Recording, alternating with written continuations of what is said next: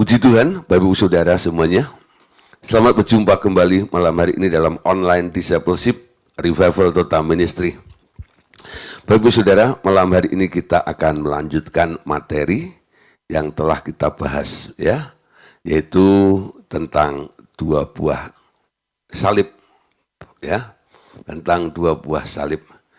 Oke, Saudara, ini mungkin bagian terakhir ya malam hari ini.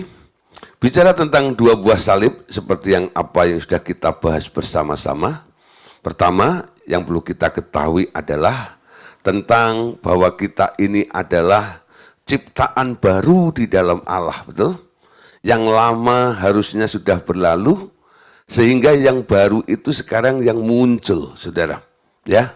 Nah, manusia yang baru itulah nanti yang mau menerima ketika Tuhan menyuruh Anda untuk memikul salib Anda. Manusia lama Anda nggak pernah mau tunduk. Manusia lama Anda tidak pernah mau taat. Betul? Manusia baru itulah dengan benih ilahi yang ada di dalam diri Anda itu membuat Anda mau nurut dengan Tuhan.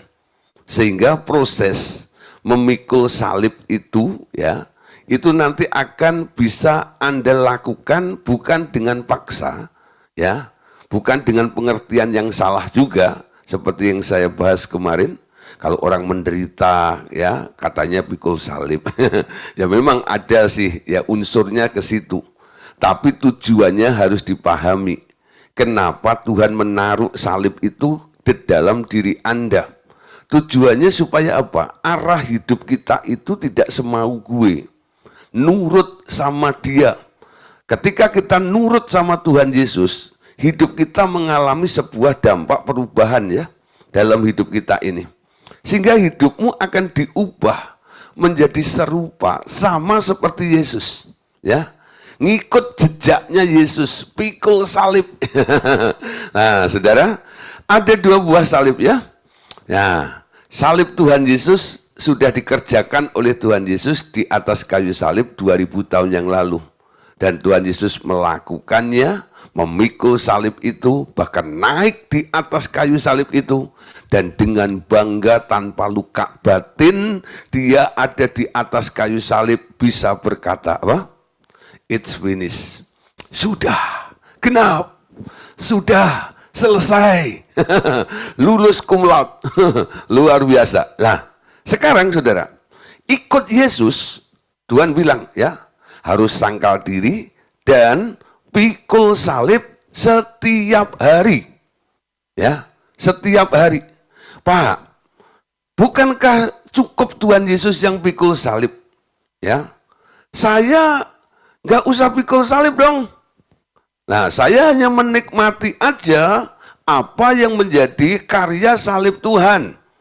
Betul, Saudara, sebenarnya langkah awal ketika kita diselamatkan itu oleh karena pekerjaan Tuhan. Betul? Oleh karena anugerah kita diselamatkan, bukan karena upaya kita, bukan karena usaha kita, tapi karena anugerah apa yang telah dilakukan oleh Tuhan Yesus di dalam kehidupan kita. Itu adalah langkah awal untuk Anda boleh dievakuasi dari daerah kegelapan ke dalam tempatnya kerajaan anak yang kekasih di daerah terang itu. Ya, tapi selanjutnya, ya, setelah Anda diselamatkan, Anda harus mengalami sebuah progres, sebuah pertumbuhan di dalam hidup Anda. Cara berubah, cara bertumbuh setiap orang yang telah diselamatkan itu, makanya Tuhan bilang, ya, sangkal diri, lalu pikul salib, ya. Jangan terus sadar tentang dirimu. Mulai sadar akan tujuanmu kepada Allah itu loh. Ya. Kalau orang hanya sadar tentang dirinya, nanti Tuhan itu hanya diperalat untuk memenuhi setiap kebutuhan dirinya saja. Oh Tuhan, tolonglah saya, dompet saya kosong Tuhan, penuhi ya, awas ya kalau tidak penuh, nanti tidak bayar persepuluhan ya. Nah, itu tanda-tanda orang-orang Kristen yang sudah diselamatkan, ya, tapi nggak menyangkal dirinya. Ya, apalagi ditambah harus memikul salib itu. Nah, saudara, ada dua pengertian ya. Salib Tuhan Yesus itu tujuannya adalah untuk menceraikan kita dari dunia dan segala sistem dan kuasanya. Nah, itu dideklarasikan ketika Anda mengambil komitmen percaya kepada Tuhan Yesus. Ketika Anda dibaptis, tekadmu sekarang didukung penuh 100% oleh surga. Ya, siapa saja yang mau terpisah, terlepas dari sistem dunia ini, salib Tuhan Yesus jaminannya. Ya, jadi salib Tuhan Yesus menceraikan kita, membebaskan kita, memisahkan kita dari dunia dan segala sistem dan kuasanya. Nah, tentang pikul salib, salib yang kedua. Tetapi salib Anda yang harus Anda pikul, ini akan memisahkan kuasa daging dari roh Anda. Ya, kenapa saudara? Karena manusia ketika jatuh dalam dosa itu telah bersifat daging. Ya, roh itu penurut, daging itu lemah. Lemah itu artinya tak sanggup. Lemah itu artinya tak mampu. Ketika mau diajak maju, dia nggak bisa. Itu namanya lemah. Ya, dagingmu lemah. Ketika Anda dituntut untuk menjadi serupa dengan Tuhan, Anda merasa, Tuhan, siapakah aku ini? Ya, kami adalah manusia biasa. Kami hanya daging belaka. Kami tak sanggup, kami tak mampu, tolong Tuhan. Nah, ketika Tuhan tolong Anda mau dibebaskan dari daging Anda, lalu untuk hidup dalam roh, banyak orang nggak suka. Kenapa? Cara terbebasnya Anda dari daging sampai akhirnya Anda benar-benar hidup di dalam roh, itu cuma satu. Dagingmu itu harus disalibkan setiap hari. Ya, dagingmu itu harus disalibkan setiap hari. Bicara tentang salib, itu adalah satu garis yang memotong garis yang lain, betul? Ketika engkau punya kehendak sendiri, lalu kehendakmu itu nggak sama, nggak cocok, nggak selaras, nggak sepadan dengan kehendaknya Allah, disinilah kehendak Allah memotong kehendakmu itu. Sehingga Anda harus berkata tidak kepada keinginanmu, kepada rancanganmu, kepada idemu sendiri. Lalu Anda harus tunduk dan nurut kepada ide dan gagasannya Tuhan yang Anda mengerti dan dinyatakan kepada Anda semuanya. Amin. Nah, saudara, sekarang kita lihat ya. Untuk melakukan semuanya itu, Anda harus rela. Rela apa? Kehilangan nyawa, betul? Kemarin sudah dibahas ya. Rela kehilangan nyawa. Nyawa itu bicara tentang keinginan. Ya, selama manusia ini darahnya masih mengalir di dalam tubuhnya, manusia itu dipenuhi dengan berbagai rupa keinginan-keinginan. Ya, kalau bangun tidur, lagunya lagu Doraemon. Aku ingin begini, aku ingin begitu, lalalala, lalalala. Wow, saudara. Pengen ini, pengen itu, pengen ini, pengen itu, pengen ini, pengen itu. Ya. Nah, banyak keinginan. Kalau Anda mulai mau kehilangan nyawamu, ya, Anda mulai berani mengurangi paling tidak. Ya, setiap keinginan-keinginan di dalam diri Anda, ya, kalau perlu habisi semua keinginanmu, sisakan satu saja, yaitu keinginan untuk melakukan kehendak Allah, untuk menyenangkan Allah, untuk memuliakan Allah, ya. Meskipun dagingku dan hatiku habis lenyap, ya. Tuhan, Engkau yang kuingini. Walaupun dagingku harus habis lenyap, nggak apa-apa. Itu ditulis oleh pemazmur, saudara. Ya, Meskipun dagingku dan hatiku habis lenyap karena cintaku terhadapmu Tuhan, nggak masalah. Nah, dulu zamannya pemazmur itu belum ada istilah salib, menyalibkan diri. Tapi pemazmur ini bisa menangkap untuk lebih lagi, untuk mengerti, untuk berkenan kepada Tuhan, ya, selaras dengan Dia. Cuman satu caranya, habisi daging itu. Habisi dagingmu itu dan segala keinginannya. Amin. Rela kehilangannya nyawa. Pak, sayang dong. Alkitab bilang, barang siapa mempertahankan nyawanya, dia akan kehilangan nyawanya. Betul? Tapi barang siapa rela kehilangan nyawanya karena aku, kata Yesus, dia akan mendapatkan nyawa yang baru. Betul? Nah, ada upgrade, ada perubahan dari nyawamu sendiri, ya, yang nilainya itu rendah. Sekarang Anda mendapatkan ganti nyawa itu, yaitu nyawanya Yesus, nyawa yang mulia, keinginan-keinginan, kehendak-kehendak yang mulia dari Yesus akan selalu muncul di dalam kehidupan kita semuanya. Amin.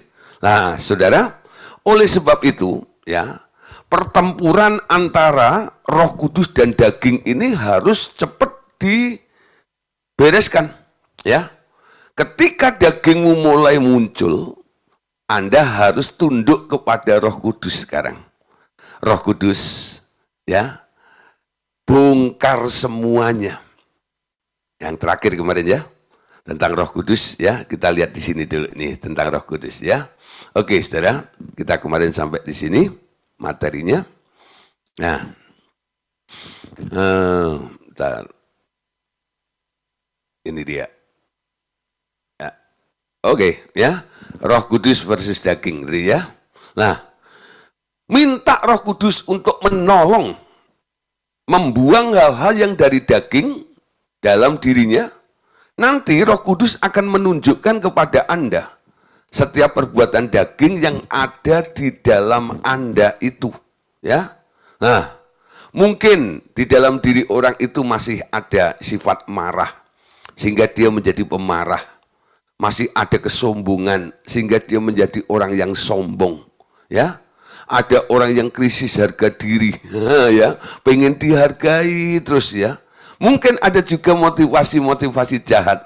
Ada rakus, pencemooh, pemalas, pikiran cabul, iri hati, mudah kecewa, tinggi hati, dan sebagainya. Nanti ketika Anda minta tolong kepada Roh Kudus, ya, apa yang dilakukan? Satu persatu, ya, akan keluar lagi, walaupun mungkin Anda sudah lama meninggalkannya ketika Anda bertobat. Dimunculkan, saudara. Jadi ketika Anda merasa baik-baik saja hari ini, bukan berarti Anda itu sebenarnya sudah bersih dari sifat-sifat daging yang ada di dalam diri Anda. Semua itu kadang-kadang masih mengendap, karena belum ada alasannya, belum ada pemicunya, ya. Anda nggak bisa, Anda nggak marah karena nggak ada orang yang jengkelin Anda, bukan? Tapi ketika ada orang yang jengkelin Anda tahu-tahu marah, betul? Nah, kenapa Anda marah? Karena di dalam dirimu ada roh marah, betul? Ketika semua orang kasih duit Anda, ketika semua orang menyapa Anda dengan ramah, dengan senyum, traktir Anda, wah, kalau macam gitu, ya, Anda senang, betul? Tapi ketika semua orang meninggalkan Anda, ada yang memfitnah Anda dan sebagainya, Anda mulai kecewa. Kenapa Anda kecewa? Karena di dalam dirimu ada roh kecewa, betul? Kelihatannya Anda tuh orang yang adil, ya, sopan dan sebagainya. Tapi ketika bagi warisan, maunya dapat paling banyak. Anda jadi rakus. Kenapa Anda bisa begitu? Ternyata dalam dirimu masih ada roh rakus. Amin. Nah, ketika semua orang di sekitar Anda itu, ya, biasa-biasa hidupnya sama seperti Anda, gitu, ya, dalam level ekonomi sama seperti Anda. Anda mungkin nggak, ya biasa aja nih, kelihatan baik-baik gitu. Tapi ketika ada yang beli mobil baru, rumahnya renov gitu ya, di tingkat lebih tinggi lagi gitu ya, dan sebagainya. Ada yang punya TV ya 100 in, wah gede loh. Lalu Anda mikir, emang lu saja, gua bisa beli bioskop tahu? Apa yang Anda pikirkan, apa yang Anda ungkapkan itu bentuk apa? Iri sebenarnya, betul kan? Nah, kenapa Anda bisa iri? Karena di dalam dirimu masih ada roh iri. Sementara ini, karena nggak ada pemicunya, itu nggak muncul, betul? Ya, jangan nunggu ada pemicunya. Jangan nunggu ada masalah baru itu muncul, bahwa Anda itu masih berkarakteristik seperti itu. Sekarang, kita minta Roh Kudus. Roh Kudus, aku beri engkau otoritas penuh atas diriku. Bongkar semuanya, cuci gudang. Itu istilah kami ya, cuci gudang. Ayo semua, ayo stok-stok lama ini harus dikeluarkan, munculkan. Roh Kudus yang menyelidiki hatimu dengan teliti, dia akan menemukan jauh lebih cepat dan tepat daripada penilaianmu sendiri ya, tentang apa yang masih ada di dalam diri Anda, betul? Nah, nanti Roh Kudus akan munculkan.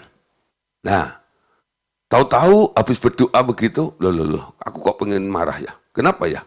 Artinya apa? Dorongannya masih ada, rohnya masih ada. Nah, Anda minta Roh Kudus lagi. Roh Kudus, angkat ini, itu ya. Atau Anda tolak sendiri. Aku tolak dalam nama Tuhan Yesus. Ya, semua roh-roh ini. Nanti Roh Kudus akan memberikan hikmatnya juga. Akar masalahnya, akar daripada roh itu apa? Ya, di mana? Dan nanti Anda bisa bereskan. Sehingga Anda bukan hanya mencabut roh itu, buah rohnya aja, buah roh jahatnya itu. Tapi Anda juga bisa mencabut sampai akar-akar daripada roh itu, sehingga roh-roh semacam itu tidak akan muncul lagi di dalam kehidupan Anda. Amin. Nah, beberapa orang saudara, ketika didoakan minta dilepaskan supaya lebih baik hidupnya dan sebagainya, ketika ditumpangi tangan dalam nama Tuhan Yesus, lalu Roh Kudus diberi otoritas untuk membongkar ya semua hal-hal yang buruk dalam dirinya. Pulang dari pelayanan pelepasan, dia telepon, Pak, gitu, habis dilayani kok pusing ya. Nah, kenapa saudara? Nah, beda saudara ya. Kalau ditengking, ya, Anda merasa enteng. Tapi kalau diserahkan kepada Roh Kudus, untuk Roh Kudus membongkar, biasanya habis didoain Anda nggak enteng. Anda malah pusing. Kepala Anda malah berat. Kenapa? Karena Roh Kudus sedang mengaduk Anda. Wah, diaduk itu nggak enak, betul? Nah, diaduk itu nggak enak. Itu terhuyung-huyung seperti itu. Itu bisa sehari, 2 hari, 3 hari, sudah. Ya, nanti Anda bisa mengalami pelepasan sendiri, karena semua roh-roh itu akan bermanifestasi dengan cepat dalam kehidupan Anda. Dan Anda bisa mendeteksi dengan jelas, oh ternyata dalam diri saya itu masih ada roh ini, roh itu, dan sebagainya. Dengan mudah itu dibereskan. Kenapa? Bermanifestasi, ya. Melayani orang yang sedang bermanifestasi sama yang tidak sedang bermanifestasi, lebih mudah mana? Lebih mudah yang sedang bermanifestasi dong. Ya, yang melayani langsung bisa mendeteksi, oh ada roh harimau, makanya mengaum-ngaum. Ya karena apa? Bermanifestasi. Nanti kalau Roh Kudus bikin Anda bermanifestasi, itu artinya dengan mudah Anda bisa membereskan semua hal-hal yang bisa Anda cepat untuk dibereskan dalam kehidupan kita ini. Ya. Nah, di sini saudara, sifat-sifat itu, ya, sifat-sifat itu akan muncul lagi berturut-turut di dalam diri Anda. Itu perbuatan Roh Kudus dengan maksud supaya Anda tahu bahwa roh-roh semacam itu masih ada pada Anda. Ya, tujuannya untuk Anda bertobat. dan Anda meminta ampun, dan kemudian bersama-sama Roh Kudus mengusir keluar roh-roh yang mengendalikan sifat-sifat tersebut. Amin.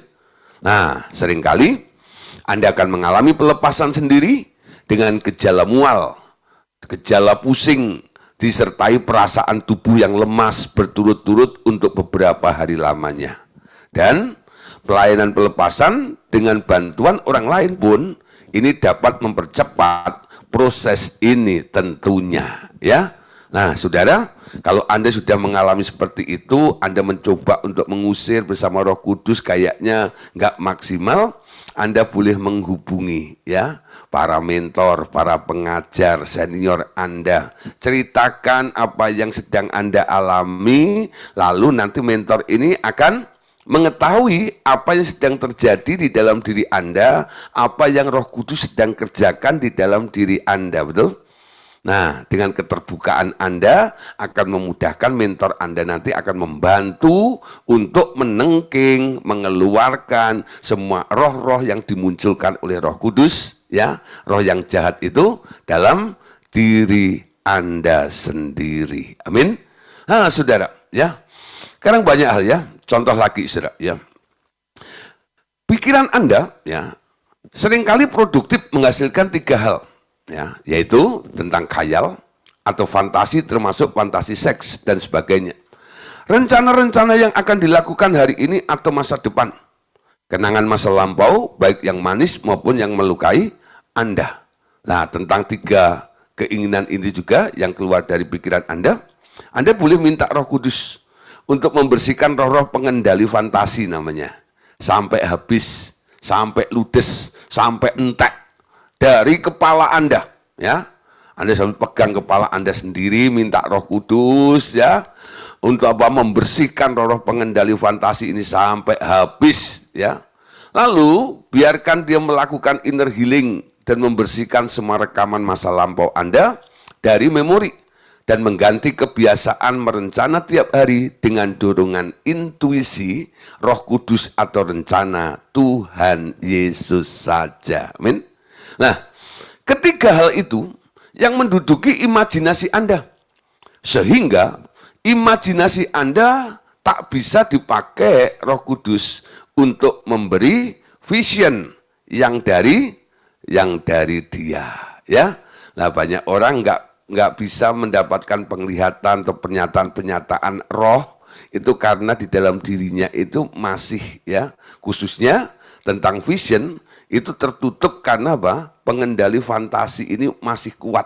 Roh-roh pengendali fantasi ini masih kuat.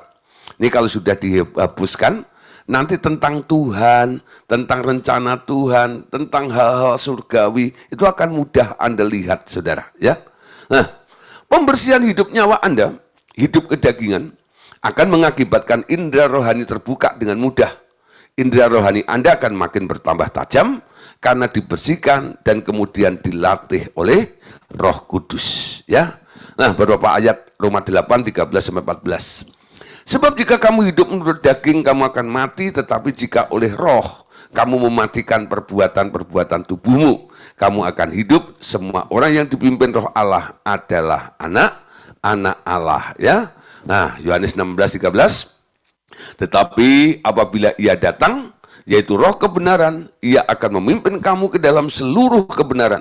Sebab Ia tidak akan berkata-kata dari dirinya sendiri, tetapi segala sesuatu yang didengarnya itulah yang akan dikatakannya, dan Ia akan memberitakan kepadamu hal-hal yang akan datang. Amin. Roh Kudus, saudara, ya, Dia akan memimpin kita kepada seluruh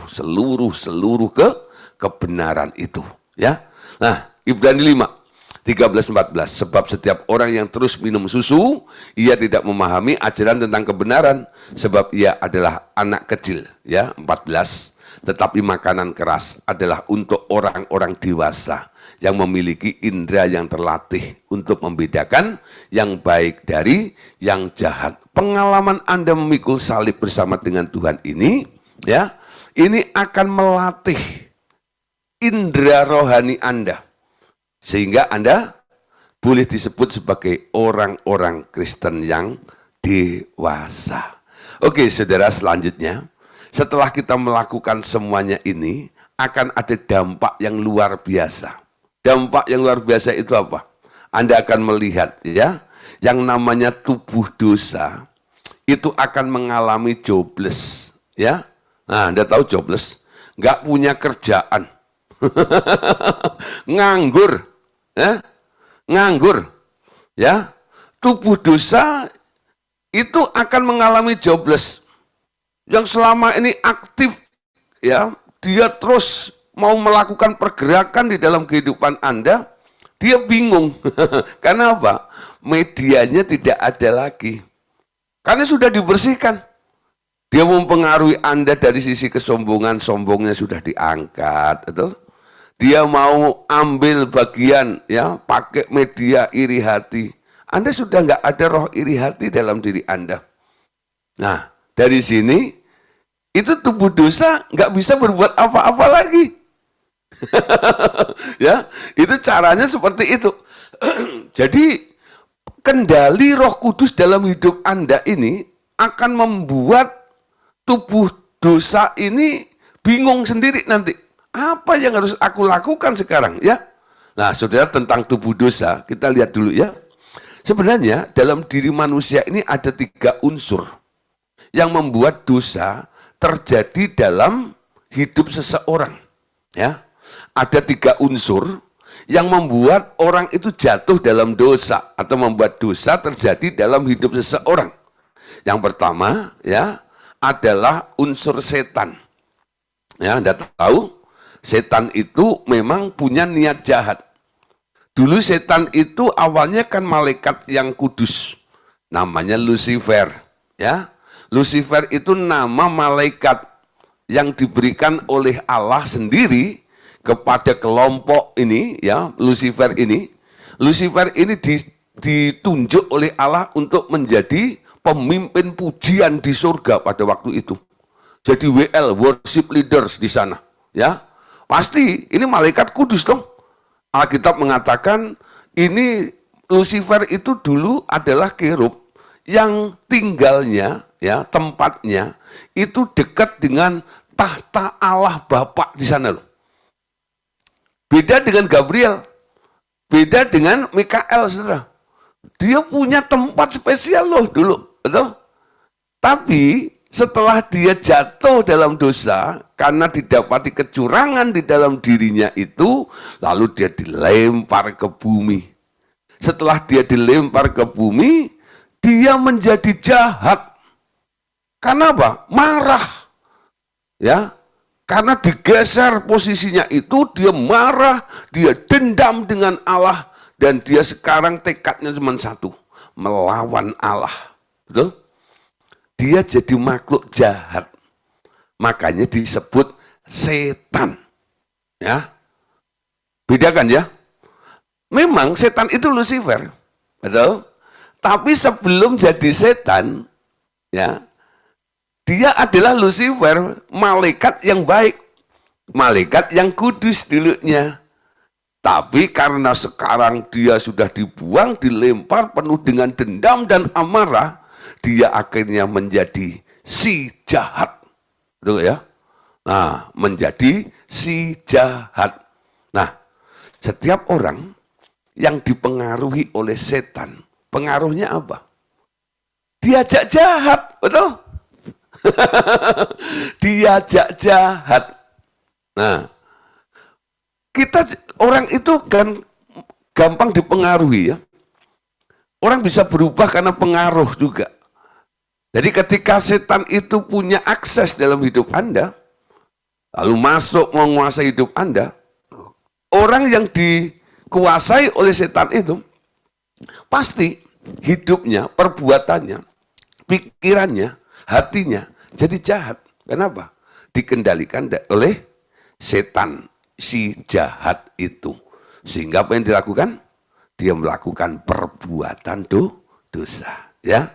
Jadi unsur pertama yang membuat manusia ya itu berbuat dosa atau dosa terjadi dalam hidup seseorang itu karena adanya setan. Ya. Yang kedua, saudara, itu karena adanya tubuh dosa. Ya, tubuh dosa itu loh. Yang disebut oleh Paulus itu adalah apa namanya? Hukum dosa dan maut. Ya, hukum dosa dan maut itu. Nah, itu tubuh dosanya itu. Ya. Ada dorongan-dorongan untuk berbuat jahat dari dirinya. Kenapa setiap orang itu punya dorongan untuk berbuat jahat? Coba Anda lihat ya. Di sini adakah bapak-bapak atau ibu-ibu ya yang dengan sengaja, dengan antusias mengkursuskan anaknya untuk bohong, untuk berdusta, untuk nyolong, itu ada nggak? Supaya nanti jadi maling yang canggih. Nanti tak kursusin. Mana ya tempat kursus maling, ada nggak ya? Ada nggak? Tempat kursus bohong ada nggak? Nah, tapi Anda lihat ya, total dalam pertumbuhan anak Anda kaget. Ya, dulu waktu itu masih kecil gitu, dia baik, nurut dan sebagainya. Setelah beranjak dewasa, loh. Sejak kapan dia bohong ya? Siapa yang ngajarin dia bohong ya? Nah, saudara, di dalam dirinya itu ada pabrik dosa. Itu warisan namanya. Ya, warisan dari engkong Adam, ya, dan emak Hawa. Anda lihat ya, polanya dosa itu hampir mirip semuanya. Ya, dimulai dari mana? Dari pengen, betul? Sejak kapan manusia itu mulai jahat? Sejak dia menginginkan sesuatu. Kalau dia nggak pengen, dia nggak jahat. Ya, kecuali keinginannya itu diubah. Hanya ingin menyenangkan Tuhan dan melakukan kehendak Tuhan. Tapi kalau keinginan itu didukung dengan daging mentahmu itu, pasti ujung-ujungnya apa? Anda akan jatuh dalam pencobaan-pencobaan dan jatuh dalam perbuatan dosa. Ya, unsur yang ketiga, saudara, adalah manusia lama Anda, betul? Nah, ini tabiat-tabiatnya, ya. Nah, tubuh dosa selalu melayani tuannya untuk dipakai sebagai alat pemuas hawa nafsu dari bosnya, yaitu si manusia lama Anda. Manusia lama Anda itu siapa sih? Egosentrismu itu. Semua untukku. Itu manusia lama. Betul? Di dalam Yesus ada ciptaan baru ya. Yang lama sudah berlalu dan yang baru sudah terbit. Yang baru sudah datang, betul? Yang lama itu apa coba? Yang baru itu apa? Di pelajaran lampau kita sudah membahas ya. Yang lama itu adalah egosentris, yang baru itu kristosentris, hidup untuk Tuhan. Betul? Nah, saudara, itu tubuh dosamu akan melayani manusia lamamu. Egomu itu loh. Nah, ego itu selalu berkata apa?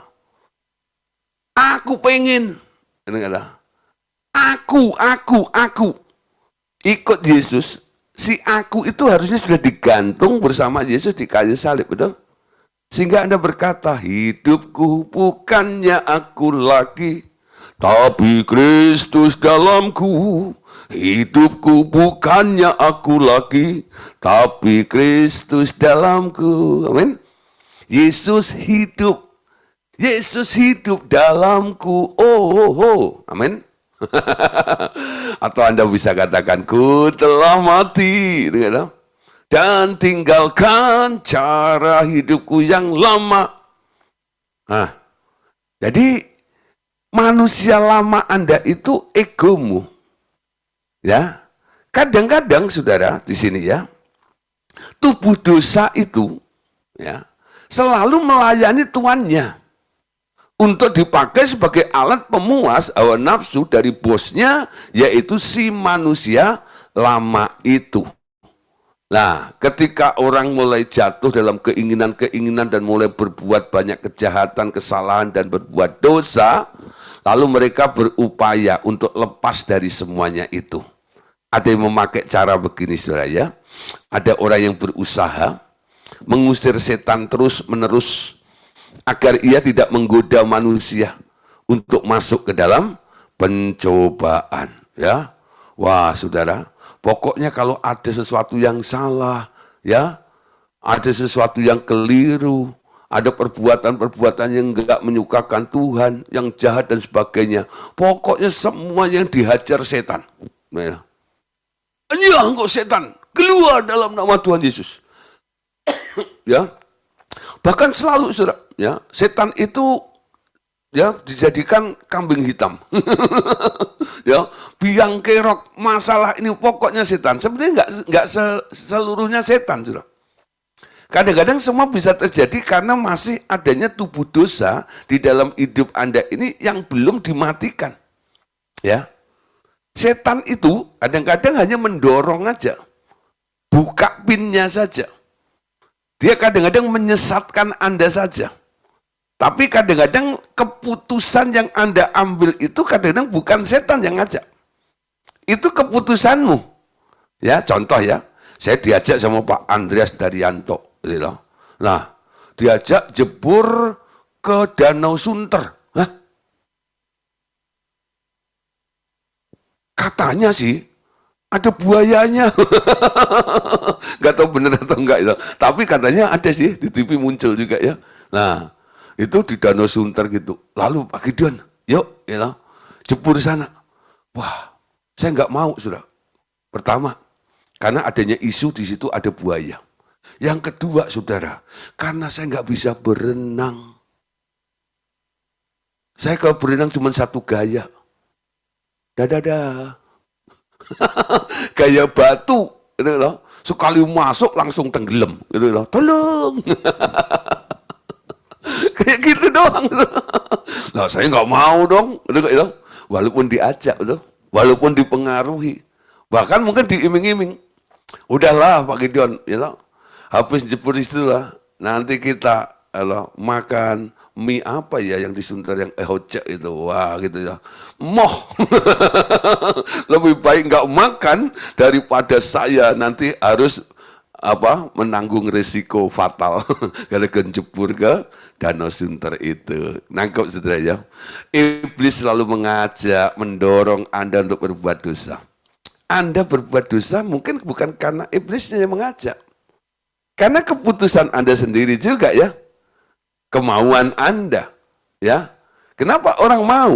Ya karena dia butuh. Ada yang dipuaskan. Ada sarana prasarananya.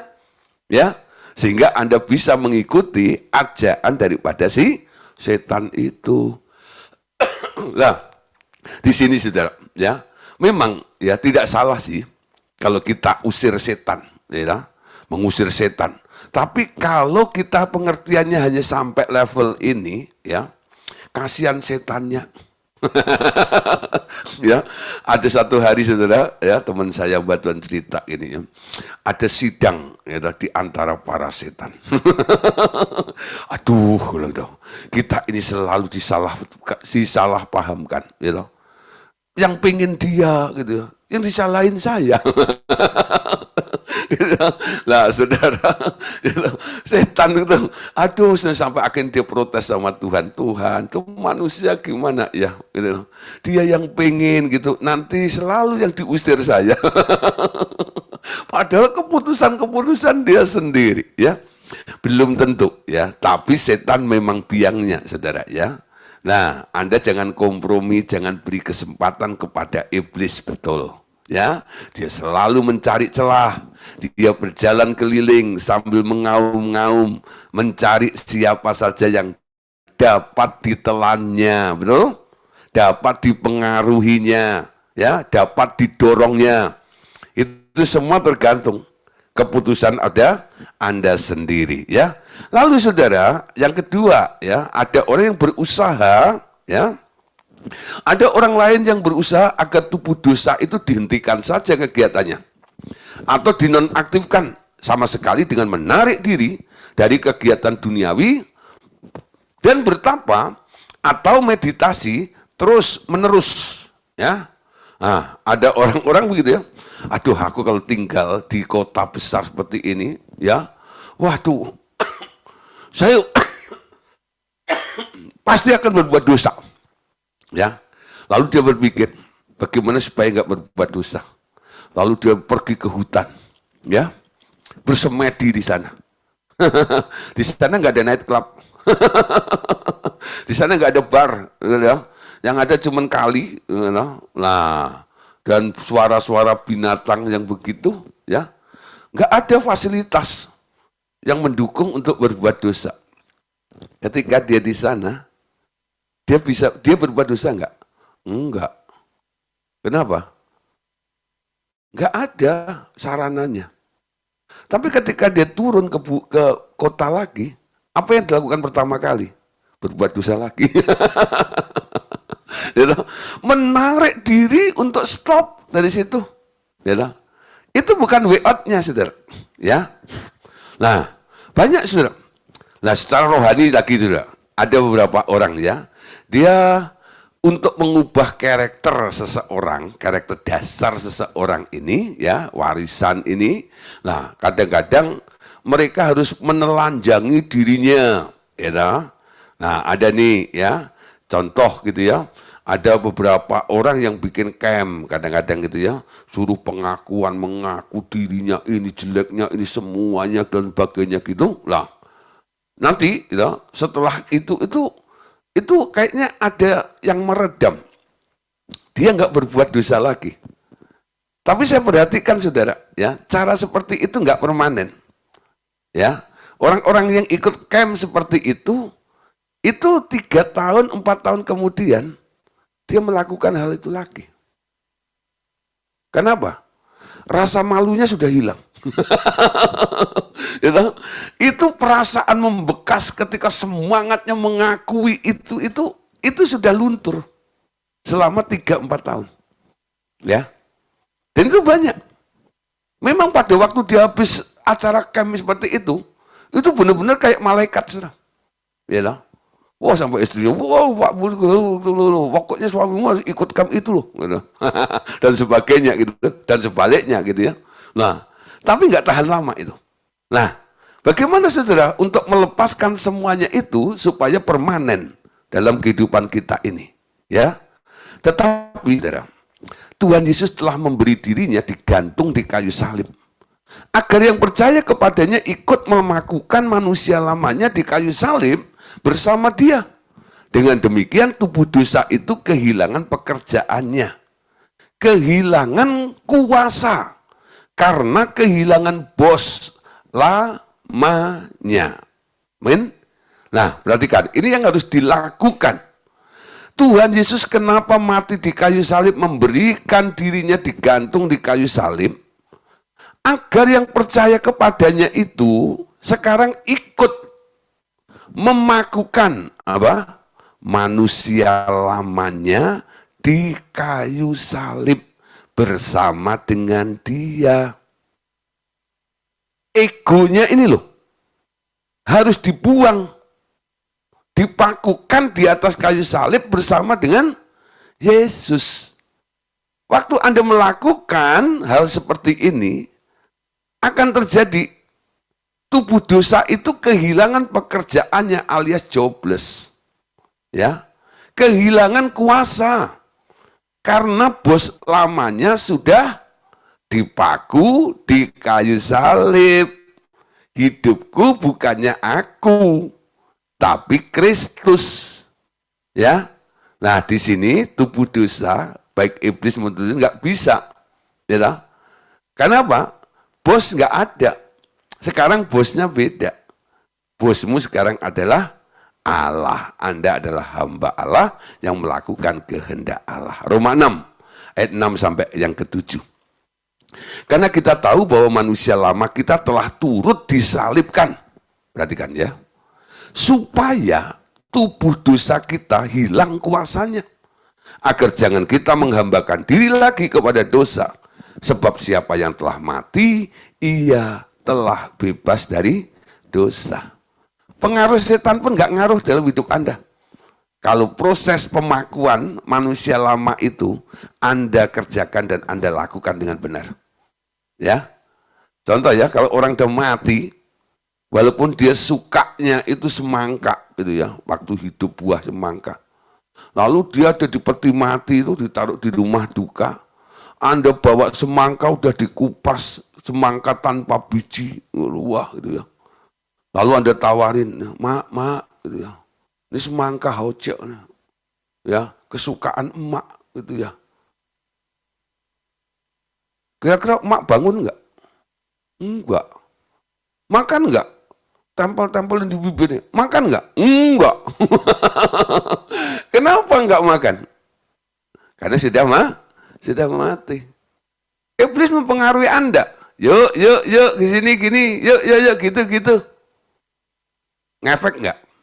Enggak. Kenapa? Manusia lamanya sudah digantung, sudah mati. Ya. Nah, jadi pengertian aku sudah mati, Yesus hidup di dalamku dan aku menghidupi hidup Yesus itu, kesadaran itu harus Anda bangun setiap hari. Bahwa ketika Anda berjalan, Anda melakukan segala aktivitas, sebenarnya bukan Anda yang melakukan. Ini Yesus yang sedang melakukannya, betul? Yesus yang sedang dagang, Yesus yang sedang bisnis, Yesus yang sedang, apa saja yang sedang Anda lakukan. Bukan Anda, tapi Yesus. Amin. 33,5 tahun, khususnya 3,5 tahun, Yesus dalam pelayanannya, dia banyak melakukan aktivitas seperti yang Anda lakukan, bukan di bumi ini. Semuanya beres, betul? Nggak ada yang jahat, nggak ada kecurangan, nggak ada kebohongan, betul? Kenapa? Yang lakuin Yesus. Ngerti saudara? Maksud saya? Ya? Nah besok berangkat kerja. Ya? Di jalan tol nih. Ya? Kerja. Sambil nyupir. Gitu ya? Siapa yang lagi jalan tuh? Yesus. Betul? Bukan aku. Amin? Besok dagang. Siapa yang lagi dagang? Tuhan Yesus lagi dagang. Nah, kira-kira pakai timbangan yang apa? Timbangan kejujuran. Ya, tidak pakai neraca serong, betul? Nah, coba Anda lihat. Siapa? Anda tunjukkan. Nah, orang akan melihat Yesus di dalam diri Anda, bukan? Orang-orang Antioquia pertama kali disebut sebagai orang Kristen, betul? Karena apa? Karena cara hidup mereka sama seperti Yesus. Amin. Anda pun harus begitu. Mulai besok, ya, apa yang Anda lakukan, ini bukan saya yang melakukannya, tapi Yesus yang melakukannya. Amin. Anda sudah nggak ada. Sekarang dalam dirimu, ya, identitasmu diganti. Identitas Yesus. Amin. Nanti kalau Anda berbuat salah, udah ngaku semuanya bahwa Anda itu Yesus, orang akan protes. Masa Yesus gitu? Masa Yesus ngemplang? Ya, nggak ada. Ya. Nah, hidupmu ditarik, standarnya naik. Anda harus melakukan persis sama seperti Yesus. Kita bilang ya, siapa yang percaya kepada Yesus wajib hidup sama seperti Yesus. Betul? Gimana bisa sampai di titik itu? Pakukan manusia lamamu di kayu salibnya Yesus. Ada yang Anda pikul salib, tapi ada tempat salibnya Yesus itu juga bisa Anda buat pakukan manusia lamamu. Nah, di sini saudara, ya, poin yang lebih penting lagi, kemauan setiap orang itu harus diselamatkan, ya. Nah, sebelumnya Roma 6 ayat 13 dulu, ya. Janganlah kamu menyerahkan anggota-anggota tubuhmu kepada dosa untuk dipakai sebagai senjata kelaliman. Tetapi serahkanlah dirimu kepada Allah sebagai orang-orang yang dahulu mati, tetapi sekarang hidup, dan serahkanlah anggota-anggota tubuhmu kepada Allah untuk menjadi senjata-senjata kebenaran. Ya, itu tekadnya sekarang menyerah lalu dipakai oleh Tuhan. Nah, poin berikutnya, kemauan itu harus diselamatkan. Ya, kenapa saudara? Kemauan harus diselamatkan itu maksudnya apa? Di dalam jiwa manusia terdapat kemauan, terdapat akal budi, dan ada emosi. Ya, jiwa manusia itu terdiri dari kemauan, akal budi, dan emosi. Dari ketiganya, kemauan, akal budi, dan emosi ini, yang menjadi penggerak suatu tindakan adalah kemauan atau will. Ya, nah contoh ya, ketika Hawa memulai dosa di bumi, yang mendorongnya adalah keinginan di dalam hatinya untuk mencoba memakan buah pengetahuan baik, ya, hal baik dan jahat itu. Betul? Jadi Hawa itu pengen dulu. Ketika dia pengen, lalu dia ada di dekat pohon itu. Kalau dia nggak pengen, apakah dia ada dekat pohon itu? Enggak. Kan ada 3 pohon ya, jenisnya. Ya, ada pohon yang disuruh makan, menjadi makanan fisiknya, yaitu buah-buahan biji-bijiannya itu, di Taman Eden itu. Lalu ada pohon tentang pengetahuan baik dan jahat, yang dilarang oleh Tuhan. Jangan kamu memakannya. Ya. Lalu ada satu pohon lagi, namanya pohon kehidupan. Nah itu diwajibkan untuk makan. Selama manusia itu nggak pengen tentang yang jahat itu, pohon pengetahuan jahat itu, manusia nggak pernah deket. Apalagi kalau dia ingat dilarang. Ya, buat apa deket? Betul nggak? Tapi karena muncul, karena didorong oleh rasa penasaran, muncul keinginannya, maka keinginan itu membawa Hawa dan mengajak suaminya Adam untuk mendekat ke pohon itu. Lalu melihat, ya, dan apa yang dilihat? Dari mata turun ke hati. Loh? Mulai muncul. Ih, enak ya kayaknya, sedap kelihatannya. Mulai sudah dipengaruhi. Ketika ya dia sudah ada di dalam jebakannya itu, si iblisnya muncul ya lewat ular itu. Ya. Nah, pengen kan?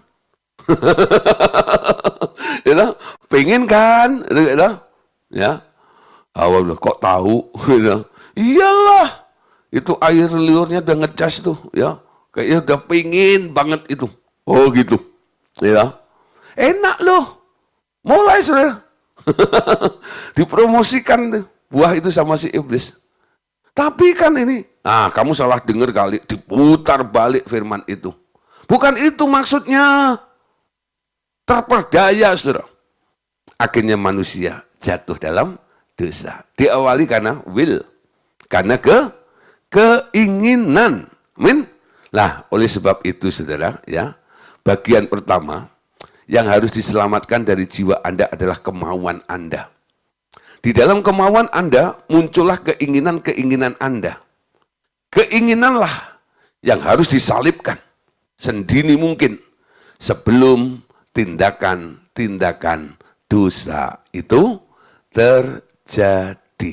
Ya, nah saudara, kalau lihat ya, ketika Tuhan itu membandingkan antara hukum Taurat dan hukum anugerah, ya, Tuhan bilang begini, hukum Taurat bilang jangan berzina, ya, tapi hukum anugerah bilang apa? Kamu mengingini saja, nggak boleh. Dia sudah berzina belum? Belum. Dia baru pengen.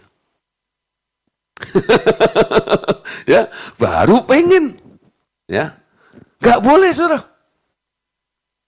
Kenapa? Ini mencegah. Dimulainya perbuatan itu karena ada keinginan. Ya. Nah, mencegah lebih baik daripada mengobati, betul? Kalau sudah menjadi pelaku kejahatan atau perbuatan dosa sudah terjadi dalam kehidupan Anda, wah saudara, Anda harus masuk bengkel direparasi, betul? Didaur ulang, ya, supaya menjadi manusia baru, ciptaan baru. Tapi kalau baru mikir, saudara, pikiran Anda bisa digeser. Ketika pergeseran pikiran itu terjadi dan berubah arah pikirannya, Anda nggak jadi berbuat dosa, bukan? Kenapa? Pikiranmu berubah, kemauanmu berubah. Di dalam jiwa yang perlu diselamatkan pertama apa? Keinginan kemauan Anda ini loh. Ya, ini penting sekali. Nah, saudara, lanjutnya ya. Keinginan seseorang untuk diselamatkan belumlah menyelamatkan orang itu. Keinginan untuk menerima keinginan Allah untuk menyelamatkan dia, itulah yang menyelamatkannya. Ya, banyak orang kan pengen diselamatkan, betul? Dalam level ini cukup baik daripada orang yang belum sadar sama sekali. Ya, namun belumlah menyelamatkan orang itu sebenarnya. Kenapa? Karena ketika orang itu baru berubah dari keinginan yang jahat kepada keinginan yang baik, itu bisa muter lagi. Gitu ya. Lah harus ditambahkan, yaitu keinginan untuk menerima keinginan Allah untuk menyelamatkan dia. Itulah nanti yang akan menyelamatkannya. Ya, di dalam hati seseorang seringkali muncul keinginan-keinginan daging yang begitu kuat sehingga sulit dikuasai oleh kemauannya. Sebaliknya, kemauan itu dikuasai oleh keinginan.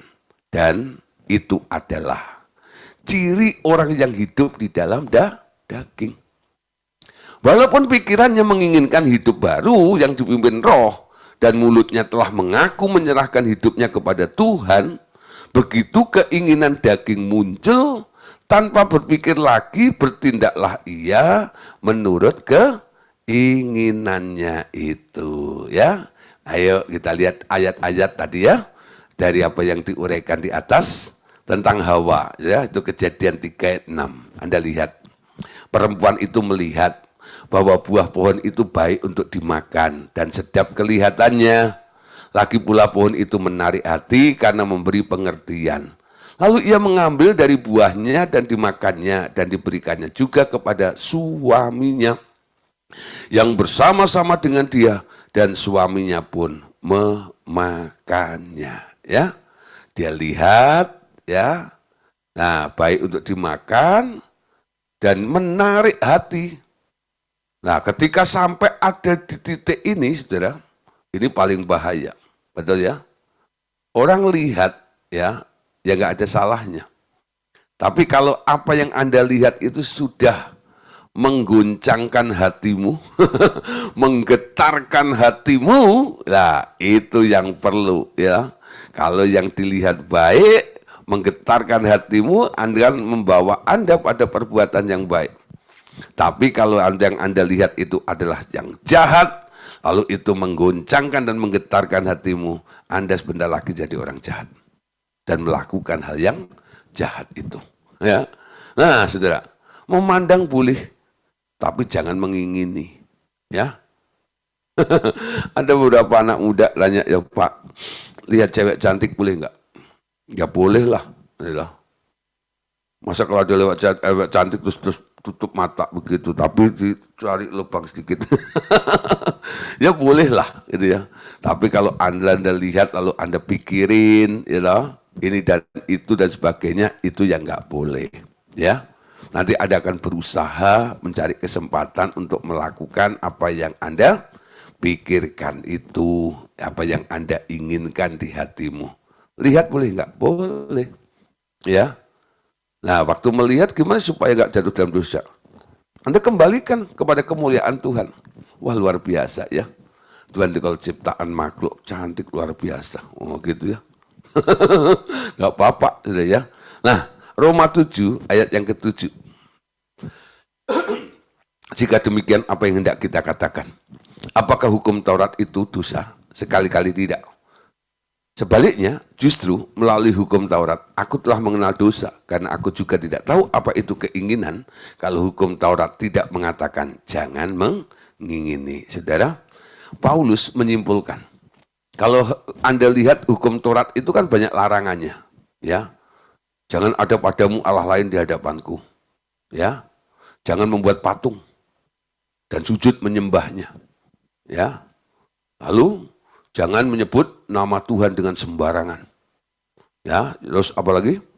Yang keempat, hormatilah hari Sabat. Betul? Peliharalah dan hormatilah hari Sabat. Yang lima, hormatilah orang tuamu supaya lanjut usiamu. Yang keenam, jangan membunuh. Yang ketujuh, jangan berzina. Yang delapan, jangan mencuri. Yang sembilan, jangan bersaksi dusta. Yang ke-10, saudara. Jangan mengingini milik barang orang lain. Nah, di sini banyak bicara keinginan dengan kriteria-kriterianya. Ya. Namun Paulus menulis, jangan mengingini. Gak ada kriterianya. Pokoknya keinginan harus dibasmi habis dan diganti oleh Paulus. Ya. Keinginanku cuma satu. Aku berlari-lari untuk mencapai tujuan, yaitu panggilan surgawi di dalam Kristus Yesus itu. Luar biasa, ya. Pengennya cuma satu, menjadi sempurna sama seperti Yesus. Amin. Nah, Yakobus 4 ayat yang kedua, saudara. Ini bahaya mengingini. Kamu mengingini sesuatu, tetapi tidak memperolehnya. Lalu kamu membunuh, kamu iri hati, tetapi kamu tidak mencapai tujuanmu. Lalu kamu bertengkar dan kamu berkelahi. Kamu tidak memperoleh apa-apa karena kamu tidak berdoa.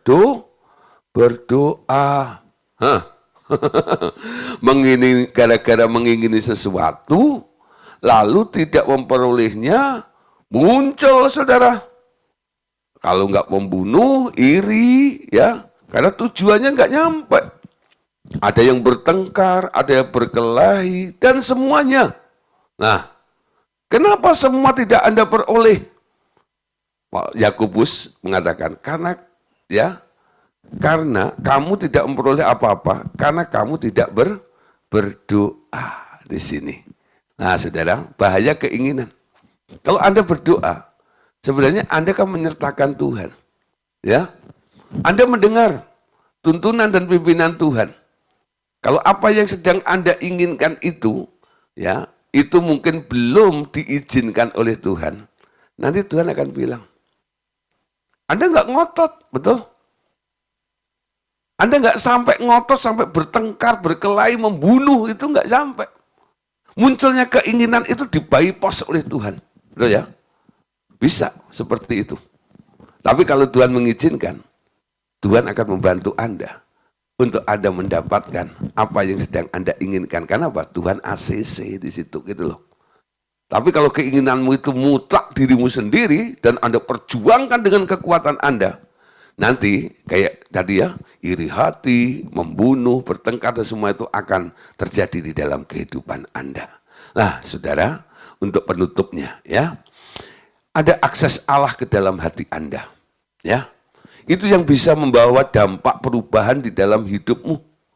Ternyata Allah mempunyai akses langsung ke dalam hati seseorang. Dan ia dapat menaruh keinginan-keinginan tertentu di dalam hati seseorang. Seizin ataupun tak seizin orang itu sendiri. Ya. Nah, kalau kita memahami, kita tahu bahwa Allah punya akses langsung ke dalam hati Anda. Dia mau taruh keinginan-keinginannya, walaupun seizin atau tak seizin atas orang itu. Karena itu, lebih baik kita meminta dia dengan aktif menguasai keinginan hati kita. Tujuannya, biar dia yang menaruh keinginan-keinginannya di dalam hati kita, dan juga memberi kuasa kepadanya untuk mengambil keinginan-keinginan yang tak berkenan kepadanya. Ya. Nah, ada doa yang baik, saudara. Ya, ini bukan rapal, ini bukan mantra, ya, tapi ini panduan cara berdoa supaya keinginan Tuhan itu tumbuh di dalam diri Anda.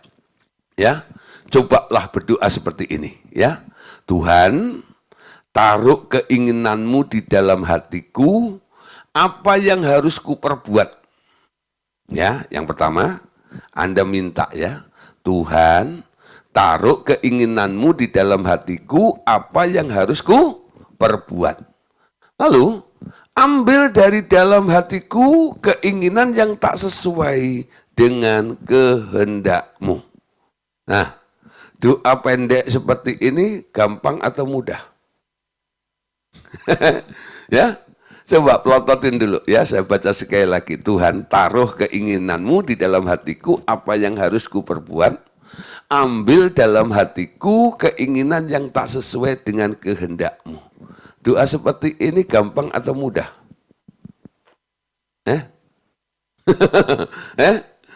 Masih ada yang bilang susah? Ya, Pak, ngomongnya gampang. Tapi kayaknya nggak gitu toh. Nah, saudara, kalau orang rela, mudah untuk ngomong seperti itu. Ya, gampang. Tuhan taruh keinginanmu di dalam hatiku, apa yang harus ku perbuat, ambil dalam diriku, dalam hatiku, keinginan yang tak sesuai dengan kehendakmu. Nah, saudara, akibatnya ketika Anda berdoa seperti ini, nanti suatu saat, Anda sedang memiliki keinginan menggebu-gebu tentang suatu hal. Tapi saat lain, keinginan itu lenyap sama sekali. Karena Roh Kudus mengambilnya dari dalam hati Anda, apa yang tak sesuai dengan kehendaknya. Ya, nah, ada beberapa orang pernah ya minta konfirmasi, Pak, gitu ya. Keinginanku ini apakah sesuai dengan kehendak Allah atau tidak dong? Itu banyak sekali loh. Orang yang bertanya seperti itu banyak. Ya, baik melalui WhatsApp, ya, atau melalui telepon, atau datang ya untuk konseling, lalu tanyanya begitu, Pak, apa yang kuinginkan ini apakah selaras sesuai dengan keinginan Tuhan atau tidak? Ya, nah, saya lihat orang itu sangat antusias, sangat menggebu-gebu tentang satu hal yang sedang diingini itu. Ya, nah sekarang doa seperti tadi, Tuhan, taruh keinginanmu di dalam hatiku. Apa yang harus kuperbuat? Dan ambil dari dalam hatiku keinginan yang tak sesuai dengan kehendakmu. Lalu tunggu ya beberapa saat. Sehari, 2 hari bisa. Sampai seminggu mungkin. Apakah keinginan itu terus menggebu-gebu atau semakin berkurang? Sesuai dengan doa yang Anda panjatkan kepada Tuhan. Tuh. Isi doanya apa? Taruh keinginanmu dalam hatiku, angkat, buang. Ya, semua keinginan-keinginanku yang tidak sesuai dengan kehendakmu. Kalau itu dipandang oleh Tuhan, keinginanmu tadi itu yang menggebu-gebu itu tidak sesuai dengan kehendak Tuhan. Karena Anda memberikan akses kepada Tuhan. Betul ya? Untuk mengangkat. Diangkat nggak? Diangkat. Tahu-tahu Anda nggak pengen lagi. Nah, nanti kalau dicek gimana itu? Yang kemarin, tentang apa yang kamu inginkan. Iya Pak, sekarang kok nggak pengen ya? Kenapa ya? Nah, sudah diangkat oleh Tuhan. Ya, sudah diangkat oleh Tuhan. Nah, yang sedang bergumul, ya toh, dalam mencari kehendak Allah, campur aduk dengan kepentingan, keinginan-keinginan Anda sendiri dan sebagainya. Sekarang coba nanti malam belajar doa itu. Taruh keinginanmu Tuhan dan angkat keinginanku yang tidak sesuai dengan keinginanmu. Dan izinkan ya dia melakukannya. Nah, nanti Anda lihat sendiri. Rasanya kok nggak pengen lagi. Artinya apa? Memang itu nggak diizinkan Tuhan. Tapi kalau keinginannya tetap ada, mungkin Anda masih bingung. Doa aja sekali lagi. Betul ya? Tuhan taruh.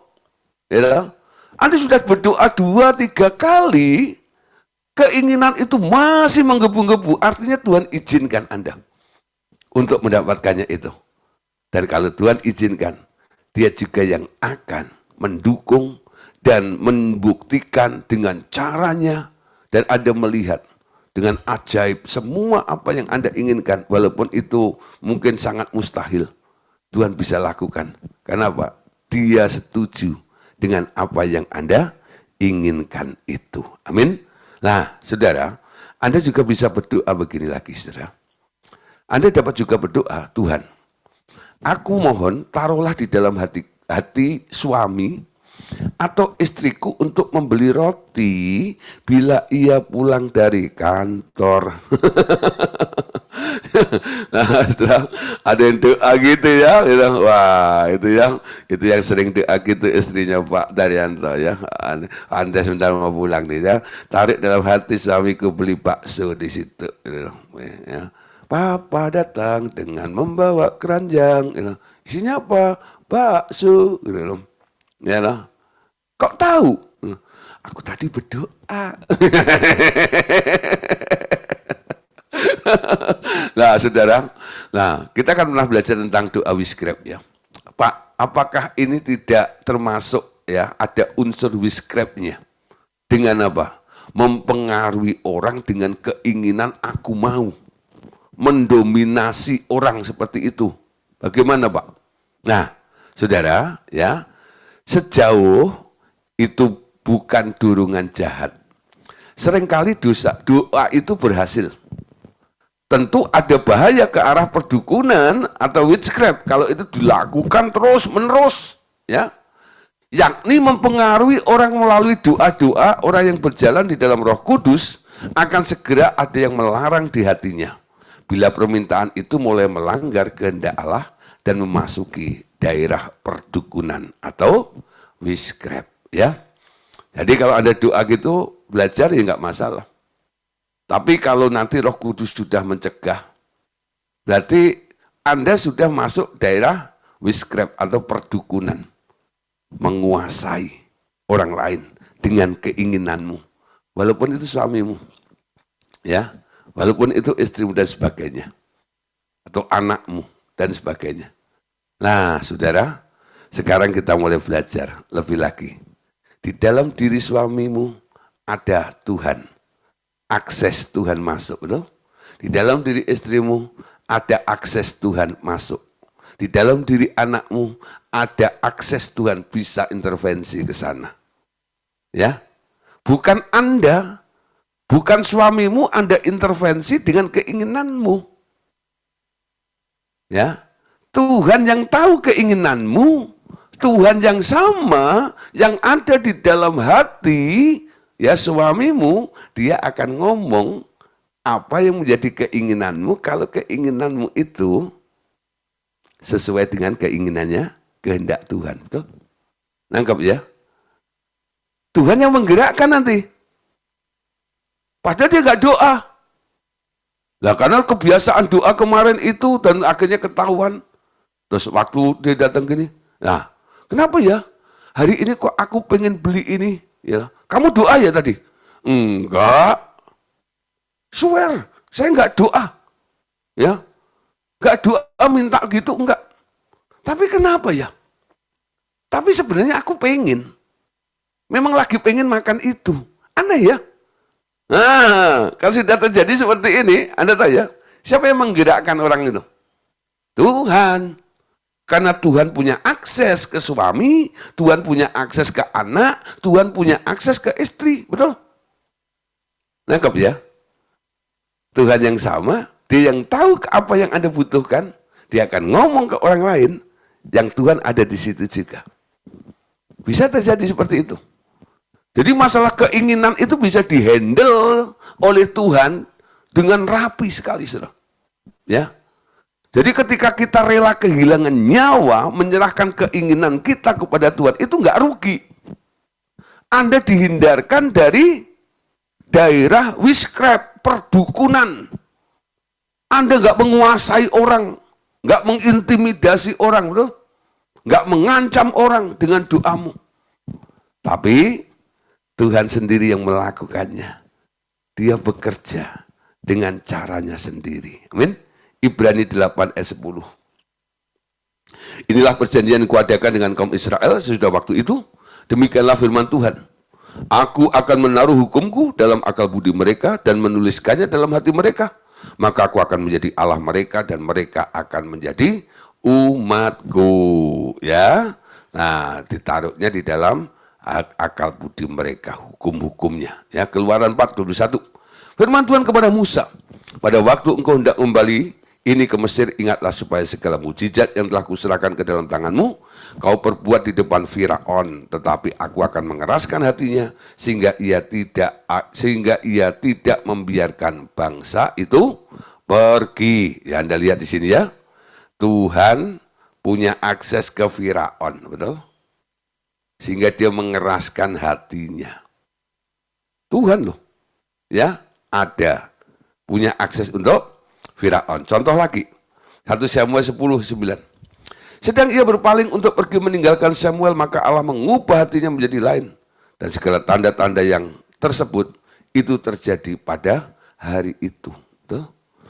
Bisa diubah hatinya. Amin. Karena apa? Tuhan punya akses kepada setiap orang. Ya, coba lagi Esra 1:1-2. Pada tahun pertama zaman Kores, Raja Negeri Persia, Tuhan menggerakkan hati Kores, Raja Persia itu untuk menggenapkan firman yang diucapkan oleh Yeremia. Sehingga disiarkan di seluruh kerajaan Kores secara lisan dan tulisan pengumuman ini. Beginilah perintah Kores, Raja Persia. Segala kerajaan di bumi telah dikaruniakan kepadaku oleh Tuhan, Allah semesta langit.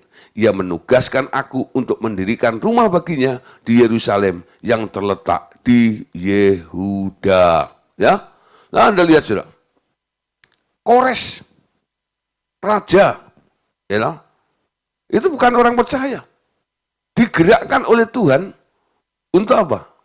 Untuk menjadi jalan mendukung pembangunan bait suci di Yerusalem itu, ya. Saudara, ini luar biasa ya. Tuhan bisa pakai siapa saja. Ya, dengan caranya. Karena memang Tuhan punya akses masuk ke dalam hati semua orang, ya. Baik orang itu mengizinkan atau tidak. Tuhan punya akses, ya, untuk melakukan apa saja demi kepentingan dia. Nah, kalau masih ada pergumulan dan sebagainya, ya, Anda boleh doa pelepasan, ya. Ada kelepasan secara pribadi, Anda bisa katakan seperti ini, ya. Ini doa kelepasan pribadi. Doanya begini, Saudara. Roh Kudus, saya memberi engkau otoritas penuh untuk membuang semua hal yang kedagingan di dalam saya. Sucikanlah saya dengan darah Tuhan Yesus, ya. Nah, ini penggunaan ya untuk tubuh tadi ya, tubuh dosa tadi itu loh. Sesuatu yang sudah mengakar di dalam diri Anda, makanya digunakan darah Tuhan Yesus, betul ya? Jadi penggunaan darah sama air hidup harus bisa dibedakan. Sesuatu yang hanya sifatnya unclean, yang nempel doang, pengaruh dari luar, itu cukup dicuci dengan air yang hidup, betul ya? Tapi kalau sesuatu yang sudah menjadi tabiat bawaan, ya, keturunan, ya, gen, kromosom dan DNA, ya, nah itu harus menggunakan darah Tuhan Yesus. Dan doanya, Roh Kudus, saya memberi engkau otoritas penuh untuk membuang semua hal yang kedagingan di dalam saya. Sucikanlah saya dengan darah Tuhan Yesus. Amin. Ya, apa yang terjadi, saudara? Roh Kudus yang diberi, yang Anda beri otoritas penuh itu, dia akan melakukannya unlimited, ya, tanpa batas. Dia mau lakukan dengan senang hati. Dia akan bongkar semuanya.